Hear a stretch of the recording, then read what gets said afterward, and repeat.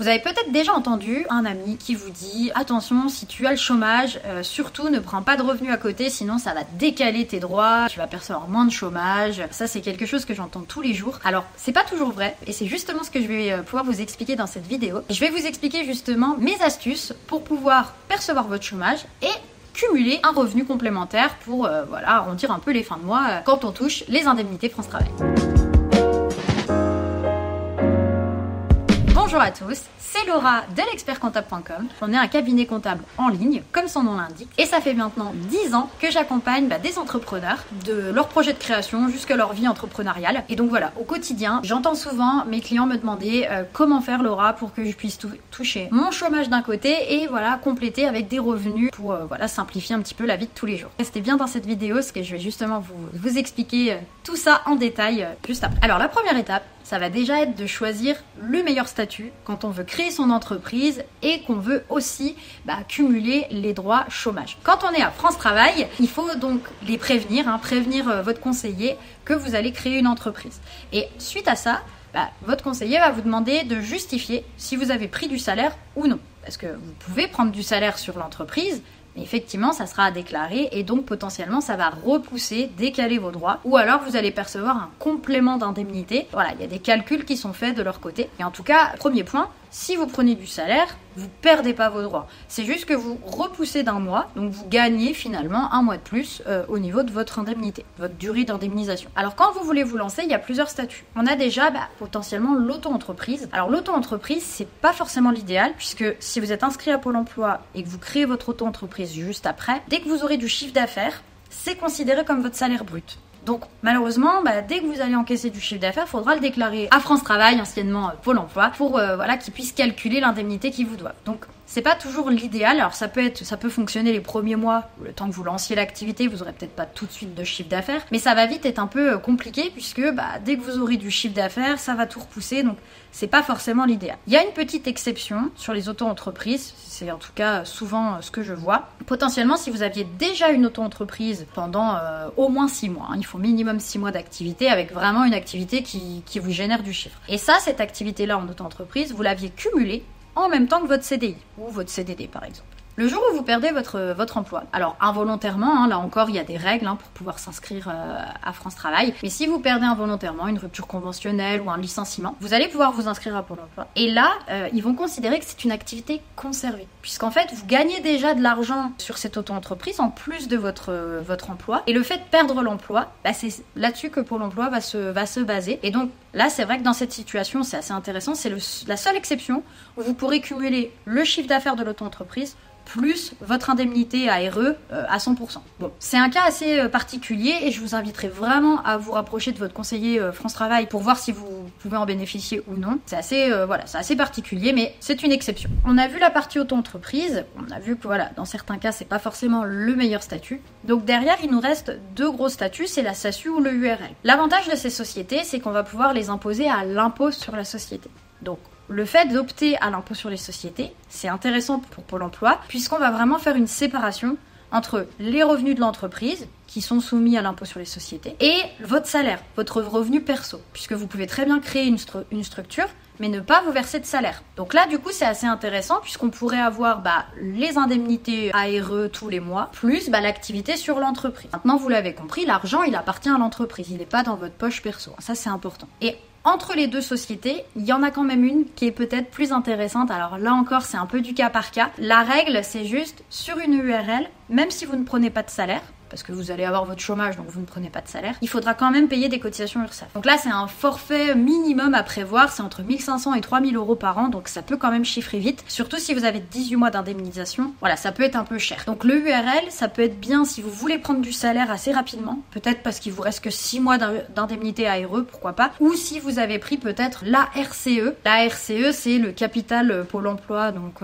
concrètement, Pôle emploi vous verse pas votre chômage tous les mois, ils vont vous verser 60%, 30% à la création de l'entreprise 30% au bout de 6 mois. Donc si vous êtes dans ce cas de figure-là, pourquoi pas faire une URL, parce que du coup vous allez compléter ça avec du salaire tous les mois. Mais sinon, si vous voulez vraiment prendre l'ARE tous les mois et donc ne pas prendre de salaire, on peut potentiellement partir sur une SASU, puisque l'avantage de la SASU, tant qu'on n'a pas de prix de salaire, et ben on ne va pas du tout payer de cotisation sociale. Donc il n'y aura pas d'URSSAF à prévoir. Deuxième avantage de la SASU, c'est qu'effectivement pendant peut-être 18 mois, qui est la durée d'indemnisation maximale du côté de France Travail, pendant 18 mois, votre SASU elle va générer du chiffre d'affaires. C'est l'avantage. Vous allez le laisser sur l'entreprise, vous allez vous faire une petite cagnotte et vous n'allez pas tout de suite en bénéficier puisque vous avez votre indemnité pour l'emploi. À la fin des 18 mois, l'avantage c'est que l'argent qu'on a gagné sur cette entreprise, alors certes l'entreprise va payer des impôts dessus, mais le montant qui restera, vous pourrez vous le verser en dividende. Donc c'est pas perdu en fait. L'idée c'est vraiment de le cumulé sur l'entreprise et à la fin de son chômage, on viendra le récupérer par un versement de dividendes. Les dividendes en SASU sont plus intéressantes qu'en URL puisque c'est moins taxé, tout simplement. Donc là, à l'heure actuelle, sur la SASU, on paye 30% de flat tax au niveau des dividendes. Donc c'est vrai que peu importe le montant, admettons que vous prenez 100 000 euros de dividendes bruts, vous allez payer entre guillemets que 30% de flat tax dessus. Et après, le reste, c'est du net dans votre poche. Et donc ça sera en plus de votre chômage puisque vous avez eu votre chômage pendant 18 mois et à la fin, le bonus, les dividendes qui arriveront sur votre compte perso. Donc on a vu les différents statuts qui s'offrent à vous quand vous voulez cumuler ou non d'ailleurs le pôle emploi et la création d'entreprise. C'est beaucoup du cas par cas, je vous cache pas que d'un client à un autre, on va pas du tout avoir le même discours. Donc si c'est un peu compliqué pour vous, appelez-nous. Nous on est vraiment là pour ça. Donc pour ça, c'est très simple, vous cliquez dans le lien qui se situe dans les commentaires, juste en dessous de cette vidéo, pour pouvoir faire une demande de rappel et on vous rappelle dans les 5 minutes. Et nous, on est vraiment là pour vous aider à choisir le meilleur statut, on vous conseille, on vous fait des simulations. Donc voilà, on sera là pour vous aider et pour optimiser au maximum le statut. Alors, on a vu dans cette première partie,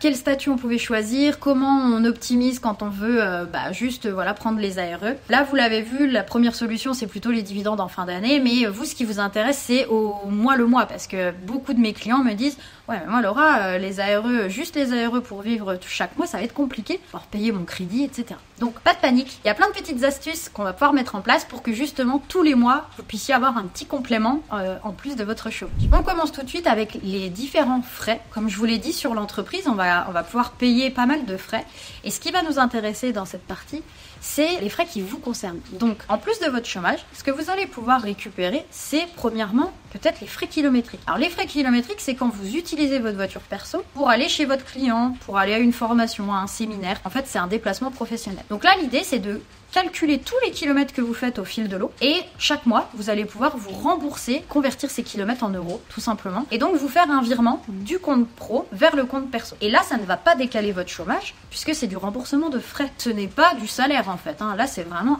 un virement simple. Donc, il y a deux avantages. Pour vous, à titre perso, c'est d'avoir un petit complément qui vient en plus de votre chômage tous les mois. Et pour la société, c'est une dépense. Donc, ça vient réduire la base imposable. Et donc, en fin d'année, la société payera moins d'impôts sur les sociétés. Dans le même principe, on va retrouver aussi les frais liés à un loyer. Alors, votre entreprise, elle peut vous rembourser un petit loyer parce que vous travaillez de chez vous, par exemple, vous faites du télétravail ou vous avez mis l'adresse de l'entreprise chez vous et donc c'est comme si l'entreprise louait un bureau finalement. Mais c'est vous le propriétaire du bureau. Donc, qu'on soit propriétaire ou locataire, ça fonctionne. Il faut qu'on calcule un loyer en fonction de votre adresse. Donc, si vous êtes locataire, ça va être un pourcentage de votre quittance loyer. Et si vous êtes propriétaire, on va calculer en fonction de la valeur locative de votre adresse, en fonction des mètres carrés du bureau et ça nous donnera un loyer qu'on va pouvoir se rembourser tous les mois. Faut le calculer, c'est du cas par cas, mais en moyenne on est entre 150 et 300 euros par mois. Donc vous voyez, ça c'est un virement pareil que vous allez faire du compte pro vers le compte perso et ça ne vient pas décaler votre chômage. Donc c'est assez intéressant. Petite attention quand même, le loyer que vous allez percevoir à titre perso, il faudra quand même le déclarer dans vos revenus fonciers à titre perso. Donc voilà, il y a un petit peu d'impôt à payer dessus, mais c'est quand même intéressant parce que mine de rien, c'est moins cher qu'un salaire et pour vous, ça va venir se compléter avec votre chômage. Donc c'est très intéressant. Dans le même principe, et ce qui va un peu avec, c'est un remboursement en pourcentage, toujours le même principe, de vos factures d'électricité, d'eau, de charges foncières, les charges de copro, toutes les charges qui sont liées à votre logement. On va pouvoir en rembourser un pourcentage. Donc pareil, maximum c'est toujours 30%, grand max, hein, c'est un tiers en fait de la superficie. Dans la réalité, nous on calcule le pourcentage en faisant mètres carrés du bureau divisé par les mètres carrés total de l'habitation. Ça nous donne un pourcentage qu'on peut appliquer sur toutes ces factures. Et pareil, bah voilà, vous faites un virement du compte pro vers le compte perso. Donc ça vient vraiment en complément de votre chômage. Et là par contre c'est net d'impôt. Vous n'avez rien à repayer dessus. On va retrouver aussi, vous utiliserez certainement votre forfait téléphone, votre forfait internet. Donc souvent, on va dire que 8 fois sur 10, mes clients utilisent la même ligne pour le pro et le perso. Donc c'est un forfait qu'on paye à titre perso. Hein. La box internet, vous la payez personnellement. Donc comme vous l'utilisez pour travailler, l'entreprise va venir vous rembourser 80% de la facture. Donc là, c'est assez intéressant. On fait un virement tous les mois de 80% de notre facture totale. Donc là, c'est très intéressant puisque c'est l'entreprise qui prend quasiment tout à sa charge. On a aussi une autre dépense qu'on va pouvoir passer sur l'entreprise. Donc vous l'avez compris, hein, l'objectif, c'est récupérer du pouvoir d'achat et soulager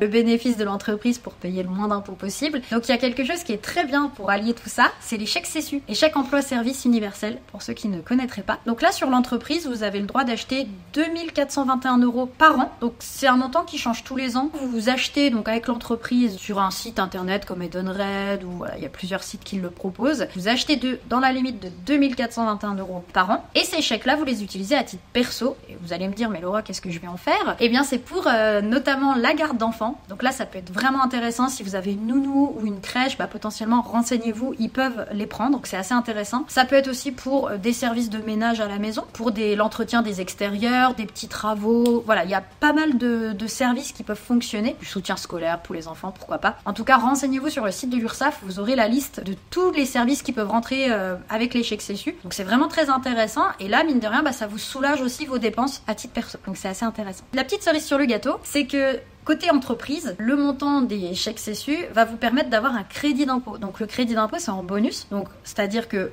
les 2400 € viennent déjà réduire la base imposable. Vous allez quand même avoir peut-être en tout cas un impôt sur les sociétés à payer. Et bien là, l'intérêt, c'est qu'on a 25% du montant des chèques CESU qui va passer en crédit d'impôt. Donc du coup, en réduction supplémentaire d'impôt. Donc là, c'est vraiment super intéressant. Donc profitez-en. Et puis je rajouterai un petit dernier pour la route. La dernière dépense qui me vient en tête, ça serait peut-être vos formations. Parce que souvent, on utilise le compte CPF pour financer des formations. Mais sachez que si vous n'en avez plus, vous pouvez aussi financer vos formations sur l'entreprise. Alors, il faut que la formation soit en lien avec votre activité, bien sûr. Mais ça peut être totalement pris en charge par l'entreprise. Et pareil, on aura un crédit d'impôt sur ce montant-là. Donc ça peut être une nouvelle fois très intéressant pour vous de le passer sur l'entreprise. Et bien voilà, je crois que vous avez toutes les cartes en main pour allier la création de votre entreprise, le cumul de votre chômage tous les mois et vous l'avez vu, tous les frais que vous pouvez récupérer pour arrondir un peu les fins de mois. Donc voilà, si vous voulez être accompagné, parce que c'est quand même une grande aventure d'être entrepreneur, bien sûr, appelez-nous, on est là pour ça, on est spécialiste en création d'entreprise. Donc pour ça, vous cliquez sur le lien dans la description, on vous rappelle dans les 5 minutes et comme ça, on va vous conseiller sur le choix du statut et puis bien sûr répondre à toutes vos questions parce que vous avez certainement plein de questions en tête, peut-être d'autres choses que vous vouliez passer sur l'entreprise. Donc on est là pour ça, on vous accompagne et on est là au quotidien pour que vous puissiez nous contacter. Un grand merci d'être resté jusqu'à là. J'en déduis que cette vidéo vous a plu. Pour me le montrer, j'attends votre j'aime sur la vidéo et puis évidemment abonnez-vous à notre chaîne. On a plein de vidéos qui arrivent donc je suis sûre que vous allez trouver votre bonheur dans votre vie d'entrepreneur. Moi je vous dis à très bientôt et puis bonne journée.